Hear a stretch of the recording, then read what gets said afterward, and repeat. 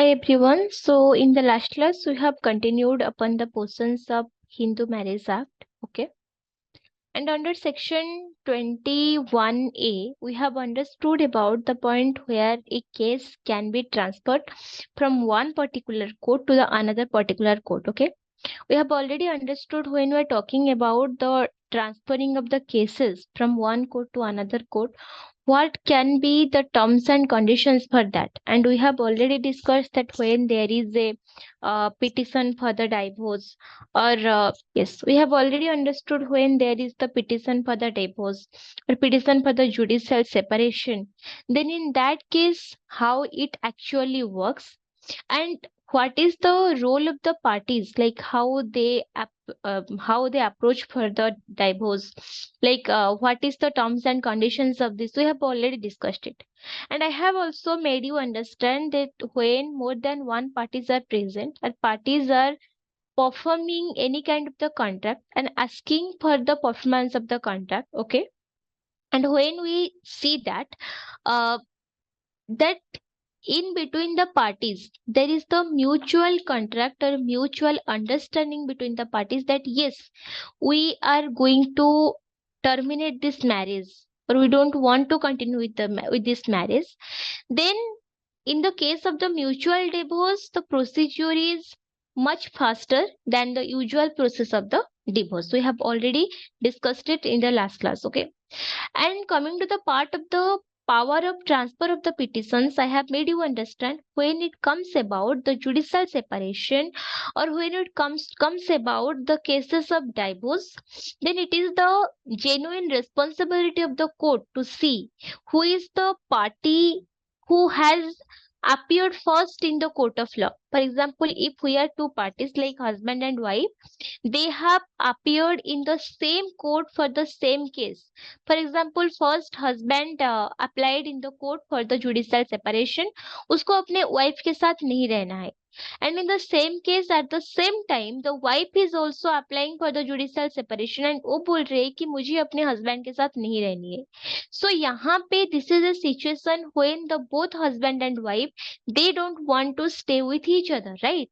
So in this particular circumstances, if they are putting their petition, they are putting their application in the same court. Okay अगर दोनों एक ही court पे अपना application रख रहे हैं, so in that case what will happen?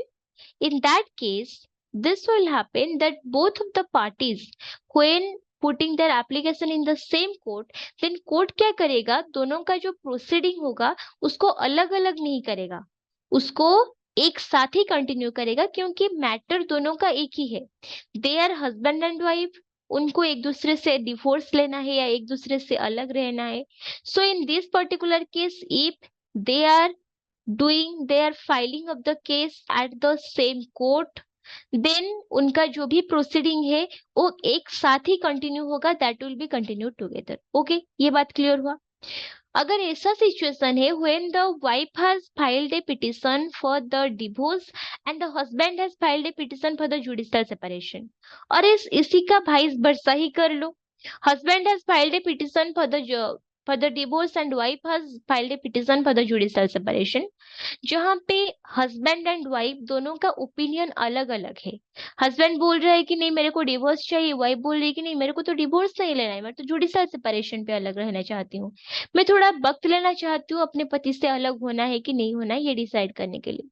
But husband बोल रहे हैं कि नहीं मेरे को अपने वाइफ के साथ नहीं रहना है, आई वांट डाइवोर्स. अगर दोनों ने अपना अपना जो भी पॉइंट ऑफ व्यू है उसी को लेकर दोनों अलग अलग पिटिशन फाइल किया है in the district court, and एक ही कोर्ट में किए हैं, मान लीजिए both of them belongs to the state of Delhi, right? तो दिल्ली का जो भी लोकल जुरिस्डिक्शन, जो भी कोर्ट से वो लोग बिलोंग करते हैं, in that particular case both of them अपने अपने हिसाब से अलग अलग करके केस फाइल किए हैं. हस्बैंड ने अलग से केस फाइल किया है, वाइफ ने अलग से केस फाइल किया है. हस्बैंड ने केस फाइल किया है जुडिशियल सेपरेशन का, वाइफ ने किया है डिवोर्स का, या फिर उसी का वाइस वर्सा मान लीजिए, वाइफ ने किया है जुडिशियल सेपरेशन का, हस्बैंड ने किया है डिवोर्स का, right? So in that particular case what will happen? In that particular case, even if both of the parties are filing the case for the different aspects, उनका मकसद जो है एक नहीं है, फिर भी the court will take their consideration together, उनका केस को जो कंसिडर करना होगा या फिर उनका केस का जो भी प्रोसीडिंग होगा, court will make it together and according to the situation of the parties, according to the demand of the parties, according to the requirement of the parties, this is the discretion of the court to decide कि यहाँ पे करना क्या है। यहाँ पे अगर husband ने डिवोर्स का पिटिशन का फाइल किया है, are the grounds are sufficient to issue the divorce, क्या यहाँ पे अगर पति को डिवोर्स चाहिए, डिवोर्स इशू करने का सारा ग्राउंड ये सेटिस्फाई कर रहा है, then only the court grants divorce or the court grants judicial separation। दोनों पार्टी अपना अपना पॉइंट ऑफ व्यू जरूर रखेंगे, but court at the end वही करेगा जो उसको सही लगेगा। Clear? Okay, so this is the thing we have discussed. So आगे थोड़ा बात करते हैं। आगे हमने क्या पढ़ा कि अगर हस्बैंड और वाइफ दोनों अलग अलग कोर्ट में अपना पिटिशन फाइल किए हैं, जैसे कि अगर ऐसा होता है कि हस्बैंड और वाइफ दोनों पिटिशन नहीं फाइल किए, मतलब मान लीजिए the husband only has filed a petition और the wife only has filed a petition, तो जिस पार्टी ने पिटिशन फाइल किया है उसको क्या बोला जाएगा? पिटिशनर। दूसरे वालों को क्या बोला जाएगा? The opponent party. जिसी के अगेंस्ट ये फाइल किया गया है उसको बोला जाएगा respondent. Okay, so when we're talking about the petitioner and respondent, then we need to be conscious about the fact that when we're talking about the respondent जो होता है उसको क्या होता है, उसके पास नोटिस चाहता है कि आपके अगेंस्ट ऐसा एक केस फाइल हुआ है, आपका पति आपका पत्नी जो भी है, मतलब another spouse another partner, they have filed a petition for the divorce, for a judicial separation or anything, उसके पास नोटिस चाहता है। फिर अनदर पार्टी को कोर्ट में आके अपीयरेंस लगाना पड़ता है according to the date of the date. मतलब अगर मैं पिटिशनर हूँ तो मैं अपना जो भी इलाके में केस फाइल करी रहूंगी, उसी लोकेशन पे जिसी के अगेंस्ट मैंने केस फाइल किया, मान लीजिए मैं अपने पति के अगेंस्ट केस फाइल कर लिया, दो कि मतलब पति जहाँ पे रहता है उसी का लोकेशन भले ही अलग हो, उसको मेरे लोकेशन का जो कोर्ट है वहां पे केस फाइल हुआ है ना, तो उसी लोकेशन पे उसी को आके यहाँ पे अपीयरेंस देना पड़ेगा, and this is mandatory according to the rule of the court. Okay, ये बात समझ में आ गया? तो हमने जो बात कर रहे थे ना कि मतलब यहाँ पे ऐसा होता है कि अपोनेंट पार्टी को सामने वाले जहाँ पे भी कोर्ट पे केस फाइल करता है वहां पे आके अपीयरेंस देना पड़ता है। बट अगर ऐसा सिचुएशन है पति पत्नी दोनों दोनों के अगेंस्ट केस फाइल किए हैं, husband has dropped a petition against the wife and wife also had dropped a petition against the husband, और हस्बैंड ने कहाँ पे किया है? अपना लोकेशन पे किया है, वो जहाँ पे रहता है वहां पे फाइल किया गया है। और वाइफ ने कहाँ पे फाइल किया है? वो जहाँ पे रहती है वहां पे फाइल किया गया है। मतलब for example if husband is staying at the Delhi, so he is going to file a petition at the Delhi jurisdiction. Delhi का वो अपना जो इलाके में रहता है उसी का जो लोकल कोर्ट का जुरिस्डिक्शन है, उसी लोकेशन पे वाइफ अपना पिटिशन फाइल करेगी। और हस्बैंड कहाँ पे करेगा? अगर वो मुंबई पे रहते हैं तो मुंबई का जिस लोकेशन पे वो रहती है उसी लोकेशन पे जाके वो केस फाइल कर देगी। Okay, clear?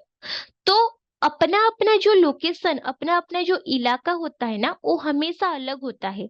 अगर हस्बैंड एंड वाइफ अलग अलग लोकेशन से अलग अलग डिस्ट्रिक्ट कोर्ट में से केस फाइल किया है तो वहां पे क्या होगा? ये क्वेश्चन भी आ सकता है। मान लीजिए मैं अपने पति के अगेंस्ट अपना उड़ीसा जुरिस्डिक्शन पे केस डाला हूँ एंड मेरा पति मेरे अगेंस्ट दिल्ली जुरिस्डिक्शन पे कोर्ट केस डाला है, तो वहां पे कंक्लूजन क्या क्या होगा? मतलब क्या मैं ऐसे ही डेली आती जाती रहूंगी, मेरा हस्बैंड उड़ीसा आता जाता रहेगा केस के सिलसिले में? नहीं ना, ऐसे नहीं होता। एंड प्रोसीडिंग भी अलग अलग क्यों करना है आप ही बताइए? अगर दोनों को दोनों से ही डिवोर्स चाहिए तो दोनों कोर्ट जो भी मतलब उसका जो भी डिस्ट्रिक्ट कोर्ट है हमारा वाला जो भी डिस्ट्रिक्ट कोर्ट है, एक ही मैटर को लेके दोनों कोर्ट अपना अपना टाइम वेस्ट क्यों करेंगे? नहीं करेंगे, राइट? तो उन दोनों का जो मतलब हस्बैंड और वाइफ का जो केस है ना उसी को एक ही जगह पे शिफ्ट करवा दिया जाएगा and the proceeding will goes on. तो जब शिफ्टिंग ऑफ द केसेस होता है, मतलब एक कोर्ट से, एक कोर्ट का, डिस्ट्रिक्ट कोर्ट का जुरिस्डिक्शन से दूसरे कोर्ट का जुरिस्डिक्शन को केस शिफ्ट होता है, केस ट्रांसफर होता है, तो वहां पे आप मुझे पूछ सकते हैं what is the criteria to transfer the cases, मतलब केस ट्रांसफर का क्राइटेरिया क्या होता है। पहला ये चीज दिखा जाता है who is the party at the time of the who needs most the support, and the second thing who is the party who has complaint first. अगर हस्बैंड ने पहले अपना पिटिशन फाइल किया है, अगर हस्बैंड ने पहले ही वाइफ से पहले पहला जो एफआईआर गया हुआ है, पहला जो भी डिस्ट्रिक्ट कोर्ट पे जो भी चैलेंज हुआ है, जो भी पिटिशन डाला गया है, अगर ये वाइफ के तरफ से, तो वाइफ का जो लोकल जुरिस्डिक्शन का जो कोर्ट होता है ना, मतलब डिस्ट्रिक्ट कोर्ट होता है, उसी लोकेशन पे हस्बैंड का केस ट्रांसफर होते चला आएगा। अगर हस्बैंड का लोकेशन पे पहले केस फाइल हुआ है तो वाइफ का जुरिस्डिक्शन से केस ट्रांसफर हो जाएगा हस्बैंड का जुरिस्डिक्शन तक। समझ में आया? Then moreover we can say that कि जुरिस्डिक्शन एंड कोर्ट का लोकेशन के हिसाब से ये देखा जाता है कि हस्बैंड हो या वाइफ, जिसने पहला इंस्टेंस में केस फाइल किया है, केस जिसके तरफ से पहले गया है, वही पार्टी को ही माना जाएगा कि this party has filed the case first and the case of the another party will automatically gets transferred to the former party. Okay, तो ये चीज हमने समझा। बट अगर ऐसा सिचुएशन है जहां पे wife is suffering from any kind of the disease and she is able to prove it, वो इसका सबूत दे देता है कि मेरे को, मान लीजिए कि मेंटल डिसऑर्डर है, फिजिकल डिसऑर्डर है, मेरे को फिजिकल एबनॉर्मलिटी है, कोई भी दिक्कत है, मैं आना जाना नहीं कर सकती, I am unable to move. So in certain cases this is the description of the court, ये कोर्ट का डिस्क्रिप्शन के ऊपर डिपेंड करता है।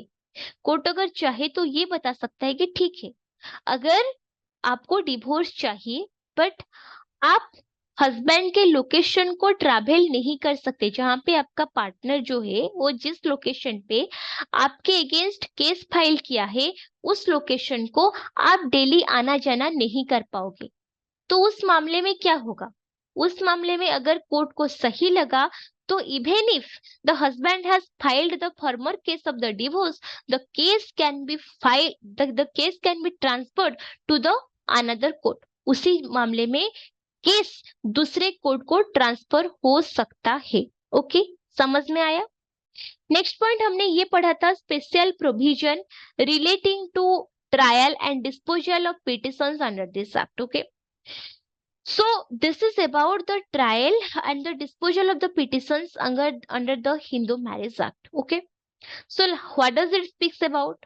The trial of a petition under this act, so far as it practicable consistently with the interest of the justice in respect of the trial, be continued from day to day until its conclusion, unless the court finds the adjournment of the trial beyond the following day to be necessary for reasons to be recorded. Okay, तो यहाँ पे जो बात करते हैं ना हम लोग, कोर्ट कैसे करता है?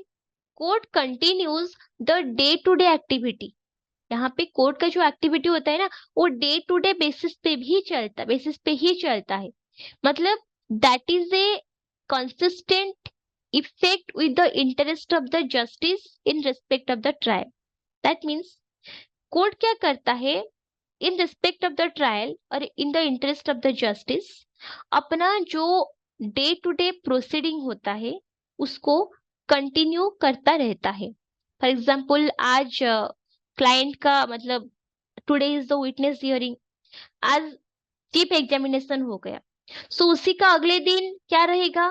क्रॉस एग्जामिनेशन रहेगा, right? So this is the procedure, यही होता है। मतलब आज अगर ये हुआ तो कल वो हो जाएगा, तीसरा दिन और कुछ हो जाएगा। तो डे टू डे बेसिस पे कोर्ट का जो होता है, हर दिन का अलग अलग एक्टिविटी चलता रहता है। बट स्पेसिफिकली ये जो डिवोर्स का केस है ना, डिवोर्स का हुआ, हिंदू लॉ रिलेटेड कोई भी केस हो गया, जुडिशियल सेपरेशन का केस हो गया, ये जिस तरह की केस होता है ना, this cases are special and इस केस पे ना जल्दी ही पार्टी को रिलीफ मिल जाता है। यहाँ पे जो जजमेंट होता है, यहाँ पे जो प्रोसीडिंग्स होता है, उसी का प्रोसेस ना काफी जल्दी होता है, काफी स्पीड होता है।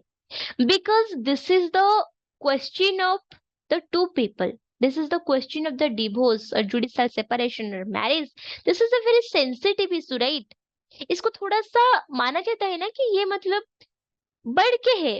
रोज रोज का जो किसी ने कोई किसी का कुछ लूटपाट कर दिया, किसी ने कुछ का सामान चोरी कर दिया, ये बात तो एक तरफ है, इसी को भी इम्पोर्टेंट माना जाता है। बट ये जो डिवोर्स या मैरिज का जो कंसेप्ट है ना, ये थोड़ा सा सेंसिटिव है। इसी में दो इंसान का, दो फैमिलीज का इमोशंस जुड़ा रहता है। तो जो भी डिसीजन कोर्ट को करना होता है ना कि हाँ डिवोर्स ग्रांट करना है, नहीं करना है, कंसिलिएशन करना है, उनको मिलाना है या अलग करना है, जो भी डिसीजन कोर्ट लेता है ना, उसी के लिए थोड़ा सा वक्त लगता है। And that definitely take some time, and that is why this proceeding under the Hindu marriage act usually is the speedy process at all. उसी का जो प्रोसीजर होता है वो क्या होता है, स्पीडी प्रोसेस हो जाता है। ओके, क्लियर, समझ में आया? तो यहाँ पे क्या बोला, the trial of A petition under this act so far as practicable consistently with the interest of the justice in respect of the trial be continued from day to day until its conclusion unless the court finds the adjournment of the trial beyond the following day to be necessary for reasons to be recorded. Okay, तो यहाँ पे क्या बोला जाता है कि the trial of a petition under this act, okay, जब तक कोर्ट को ये नहीं लगेगा कि यहाँ पे मामला का एडजर्नमेंट हो जाना चाहिए, मामला अभी बहुत आगे जा चुका है, दिस इज ऑलमोस्ट डन, अभी केस का एडजर्नमेंट हो जाना जरूरी है। अगर कोर्ट को ऐसा फील होता है तो ठीक है।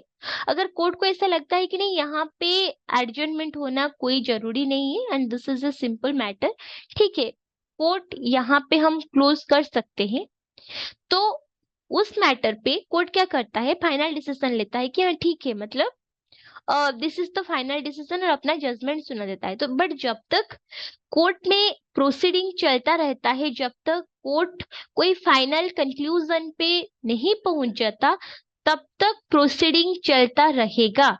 ओके, तब तक आपका विटनेस का रिव्यू हो गया, इन्वेस्टिगेशन हो गया, फिर से मतलब verification of the verification of the documents हो गया, ये सारा प्रोसेस है ना वो कंटिन्यू होता रहेगा। This is the thing. Okay, the next point, clause 2, it speaks every petition under this act shall be tried as expeditiously as possible and endeavors shall made to conclude the trial within 6 months from the date of the service of notice of the petition the respondent. Okay, तो यहाँ पे proceeding का जो time period है वो कितना होता है, 6 मंथ यूजुअली होता है। एंड हमने ये बात भी पहले डिस्कस कर चुके हैं, जहाँ पे हम जुडिशियल सेपरेशन की बात कर रहे थे ना, तो जुडिशियल सेपरेशन पे ये बोला गया था कि यूजुअली आपका जो भी मतलब अगर पति एंड पत्नी एक दूसरे से ऑलरेडी एक साल से या 2 साल से अलग अलग रह रहे हैं, उनके एक दूसरे के साथ कोई रिलेशन नहीं है शादी के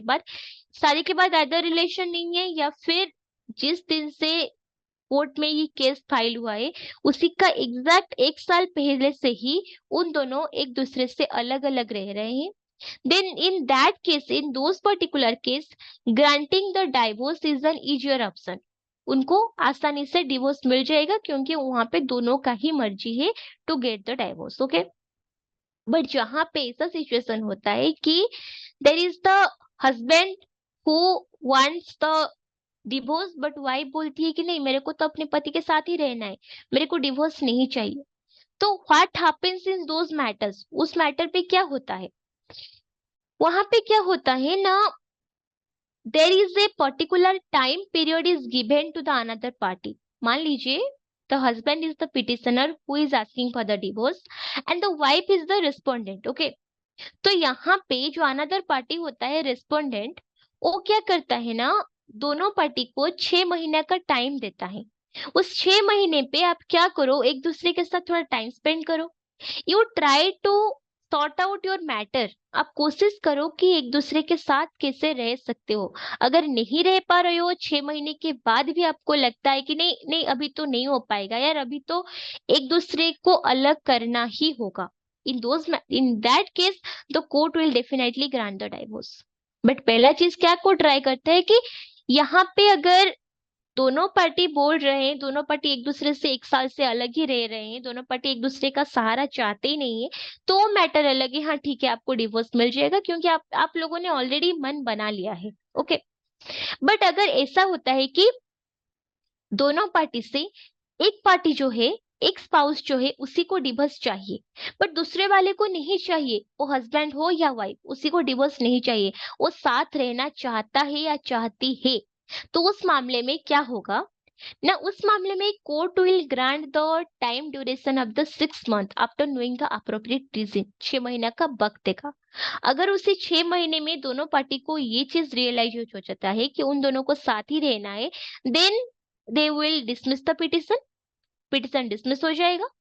अगर उन दोनों को लगता है कि नहीं हम दोनों को एक दूसरे से अलग होना ही है, हम एक दूसरे के साथ नहीं रह सकते हैं, then what, the divorce will be granted. Clear? So यहाँ पे ये जो सिस्टम है ना कि मतलब 6 मंथ का जो टाइम पीरियड देता है कोर्ट एक दोनों पार्टी को, that time duration is minimum to minimum कितना होता है, मिनिमम 6 महीने का होता है, and maximum to maximum that time period extends to the 18 months. Okay, कितना, मिनिमम मिनिमम उसी का होता है 6 मंथ एंड मैक्सिमम होता है 18 month, minimum 6 month, maximum 18 month. Okay. अगर ऐसा होता है कि कंसिलेशन के प्रोसीडिंग के थ्रू या फिर उनका जो भी डिस्कशंस होता है, काउंसलिंग होता है, उसी प्रोसेस के थ्रू काउंसलर को लगता है कि यार नहीं यहाँ पे तो मामला धीरे धीरे ठीक हो रहा है, मतलब 6 महीने का वक्त दिया गया था, बट 6 महीना मान लीजिए क्रॉस हो गया, 7वीं महीना चलने लगा है, बट पार्टी के बीच में ना जो भी डिस्प्यूट था, जो भी डिस्टरबेंसेस था, वो भी धीरे धीरे ठीक होने लगा है, एक दूसरे के साथ अब रहने लगे हैं, तो उस मैटर पे क्या मतलब ऐसा माना जाएगा कि यार यार 6 महीना हो गया तो यहाँ पे तो डिवोर्स करवा देना चाहिए, यहाँ पे तो अभी पार्टी एक दूसरे के साथ रह नहीं रहे, राइट? बट उस मामले में ना दो चीज देखा जाएगा। ओके, यहाँ पे जो पार्टीज जो है, are they mentally ready to divorce each other? अगर ऐसा लगता है कि नहीं पार्टी अभी भी कंफ्यूजन पे है, उनको और थोड़ा वक्त देना जरूरी है, तो वो जो 6 महीना है ना वो एक्सटेंड होके 7 महीना, 8 महीना, 9 महीना तक भी जा सकता है। एंड ये बात याद रखिए, उसी का जो ड्यूरेशन होता है ना वो minimum 6 month and maximum 12 months, 12 महीना, सॉरी मैक्सिमम 18 मंथ्स, 18 महीना से ज्यादा नहीं हो सकता। Okay, clear? The next point, every appeal under this act shall be heard as expeditiously as possible. Endeavored shall make to conclude the hearing within 3 months from the date of the service of the notice of appeal in the respondent. Okay. तो पहला चीज हमने क्या बोला, जहाँ पे हमने पढ़ा था कि for example you are filing a case against me, आपने मेरे अगेंस्ट, मान लो मेरा पति मुझसे डिवोर्स लेना चाहता है, वो कोर्ट में गया, मेरे अगेंस्ट एक केस फाइल किया कि मेरे को अपनी बीवी से डिवोर्स चाहिए। ओके, तो मेरे को क्या होगा, नोटिस इशू होगा, notice of the petition to the respondent. यहाँ पे मेरा पति जो है वो बन गया पिटिशनर, मैं बन गई रेस्पोंडेंट। मान लीजिए वो दिल्ली का जो डिस्ट्रिक्ट कोर्ट है, उसी डिस्ट्रिक्ट कोर्ट में अपना केस फाइल किया है, तो दिल्ली डिस्ट्रिक्ट कोर्ट से मेरे पास भुवनेश्वर को, उड़ीसा को एक नोटिस आता है कि चलो आपको आपके अगेंस्ट आपका पति ने कोर्ट में केस फाइल किया है तो आपको आना पड़ेगा, you have to come and appear. Okay, तो वहां पे जो सिचुएशन होता है कि चलो मुझे उसके लोकेशन को जाना पड़ेगा and I have to appear in the court, ये जो प्रोसीडिंग शुरू होता है ना, जिस दिन मेरे पास नोटिस आके पहुंच गया, I receive the notice from the court कि I have to appear in the court in the matter of this case, उसी दिन से ही 6 महीना का कैलकुलेशन शुरू हो जाएगा। Clear? Then the next point, we have understood that when it is about the 3 month, ये 3 महीने का क्या चक्कर है, पहले हमने पढ़ा क्या, 6 महीना का बात पढ़ा हमने। For example both of the parties, उन्होंने एक दूसरे से डिवोर्स लेने का डिसीजन किया है, तो पति ने अपने पत्नी को नोटिस भेज दिया कि मुझे तुमसे डिवोर्स चाहिए, तो जिस दिन पत्नी को नोटिस रिसीव हुआ उसी दिन से एग्जैक्ट 6 महीने तक अगर कोर्ट ग्रांट करता है ना कि मतलब रिलीफ ग्रांट करता है कि आप 6 महीने एक दूसरे के साथ रहो, तो वो 6 महीना उसी दिन से कैलकुलेट किया जाएगा जिस दिन से उसके पास ये पिटिशनर का नोटिस पहुंचा, कोर्ट का नोटिस पहुंचा। ओके, ये पहला चीज हमने डिस्कस किया। दूसरा चीज क्या पढ़ा हमने, उसी का जो मैक्सिमम टाइम लिमिट कितना हो सकता है, 18 महीना हो सकता है, that can extend to 18 month. Okay, मान लीजिए court granted a decision, court ने ये बता दिया कि हाँ भाई मैंने मान लिया भी तुम दोनों मतलब हस्बैंड एंड वाइफ जो भी हो, तुम एक दूसरे के साथ मत रहो, आप एक दूसरे से अलग हो जाना ही ठीक है। अगर कोर्ट ने ऐसा डिसीजन सुना देता है कि नहीं, अगर पति पत्नी दोनों को अब अलग रहना ही चाहिए, then what will happen in that case, what will happen you say. Court यहाँ पे बोल दिया कि नहीं पति पत्नी अब एक दूसरे से अलग रहना जरूरी है क्योंकि इन दोनों के बीच में काफी डिस्टरबेंसेस हो रहा है, तो कोर्ट ने बोला कि I am granting the divorce. 6 महीना हो गया, कोर्ट ने डिवोर्स ग्रांट कर दिया। बट यहाँ पे वाइफ जो है, पति ने उसी को डिवोर्स दे दिया, she is not happy with the decision of the court. District court का जो डिसीजन आया about the divorce, she is not happy with it and she is going to file a appeal against it in the high court. वो high court को जाएगा against the decision of the district court कि मेरे को ये जो divorce का result मिला है, डिवोर्स का जजमेंट मिला है ना, I am not happy with this, so you do something. Okay, so in that case, when we are talking about in that particular case, when in that case क्या होता है, जिस दिन से अपील किया जाता है, अपील करने के बाद क्या होता है, एक दूसरा नोटिस भेज जाता है कि चलो मतलब फॉर एग्जांपल अपेलेंट रेस्पोंडेंट वही सेम चीज हो जाता है। मतलब फॉर एग्जांपल कोर्ट पे you are the petitioner and I am the respondent, तो नोटिस किसके पास गया था, मेरे पास गया था। ओके, मान लो आई ओन द केस, मैं केस जीत गई, तो इस जजमेंट के अगेंस्ट जब आप कोई अपील कर रहे हो तो आप बन जाओगे अपेलेंट, मैं बन जाऊंगी रेस्पोंडेंट। तो ये अपील का नोटिस भी रेस्पोंडेंट को इशू किया जाएगा, मतलब मेरे पास आएगा कि आपका जो भी डिसीजन आया था डिवोर्स के लिए, वो डिसीजन को चैलेंज करके आपका अपोनेंट पार्टी ने कोर्ट में एक केस फाइल किया है। तो यहाँ पे जब आप अपेलेंट बन जाते हो एंड मैं रेस्पोंडेंट बन जाती हूँ, तो जिस दिन से मेरे को मतलब ये नोटिस भेजा गया, जिस दिन से मेरे पास ये नोटिस पहुंचा कि आपके अगेंस्ट अपील किया गया है, जिस दिन पे अपील फाइल किया जाता है, उसी दिन से कैलकुलेट करके एग्जैक्ट 3 महीने के अंदर ये मैटर को डिसमिस करना बहुत जरूरी है। Okay, so this is the responsibility of the higher court to sort out the matter within the period of 3 month. Okay, पहला रहा 6 month to 18 month to grant the final decision. और जो decision आता है अगर उसी के अगेंस्ट अपील होता है, तो अपील को सॉर्ट आउट करके फाइनल डिसीजन देने का जो रिस्पॉन्सिबिलिटी हायर कोर्ट का है, that should be done with in the period of 3 months.